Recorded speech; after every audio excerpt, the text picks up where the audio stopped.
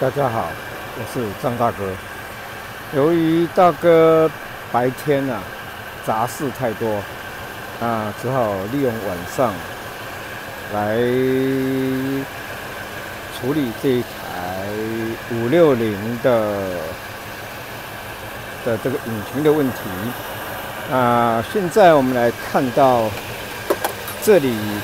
大哥已经把它原车的高压线圈我已经把它拆下来。那我装了换了另外一个高压线圈。为什么呢？因为大哥发现这部车的分电盘，它是 V8 的分电盘，它分电盘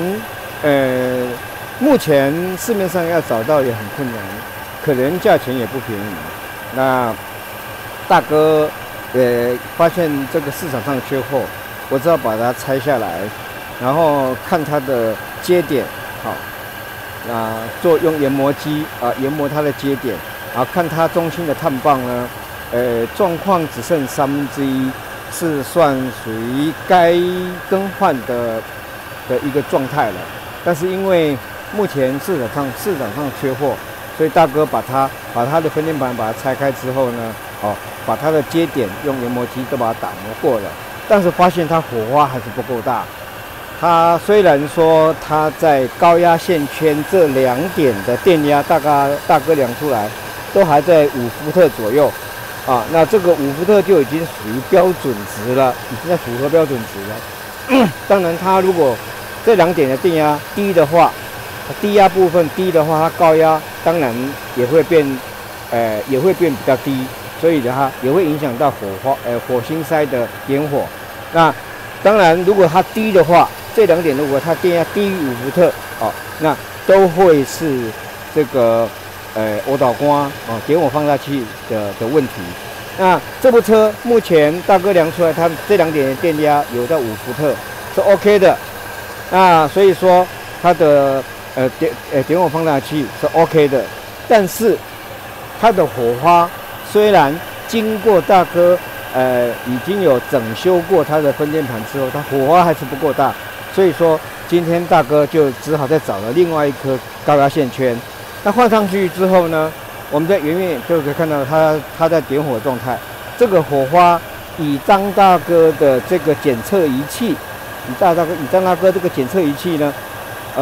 就已经达到标准值了。那原来呢，原来的它的点火花不够大。我们这样站远一点就可以看到火花，它火花不够大，在这个间距的情况之下，它几乎断断续续的跳火。那所以说，大哥在怀疑是高压线圈。那高压线圈目前换上去之后呢，这火花已经达到标准了。那分电盘呢，目前还是在堪用状态，因为大哥已经把它接点已经整修过一遍了，至少还堪用当然，如果能够换是最好。但是，不换的话，我们暂时是 OK 的。那第2点，我们再回到，车子底，汽油帮浦这个地方，我们引擎是在发动状态。那大哥在做什么呢？大哥呢，在做它的油箱滤网的清理。比如说，大哥发现，它汽油帮浦我2颗汽油帮浦它美规的，2颗都换新的，滤芯也换新的，然后呢就必须做它油箱滤网的用打气的方式把它清除掉。那我不是从这个汽油帮浦的入口这个地方，当然我们从入口这个地方反打空气是 OK 的，但是呢，其实我们还有一个更简单的方法，我们从这个接头，原来是蓄压器的透气管的接头，我把它拔掉，然后用空气枪，我们现在看到的这个空气枪，大哥用空气枪把它反打空气之后呢，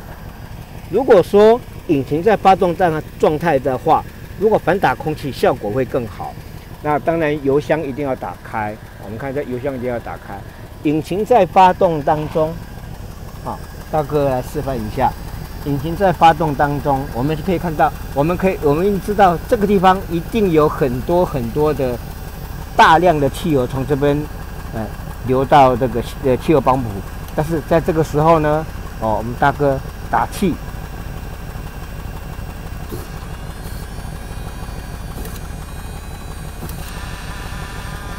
我们听到，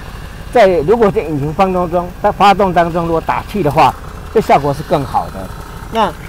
你可以感受到这个油箱这边是有很大的那个油气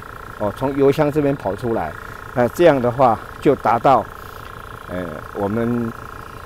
油箱滤网的清除啦，这只是暂时的哈。当然，因为要更换要整修油箱是蛮困难的，那这是一个治标的方法，不是治本的方法。大哥终于把这2件最困难的事情，就是火花的问题我们可以远远看到它火花在跳火。那火花的问题，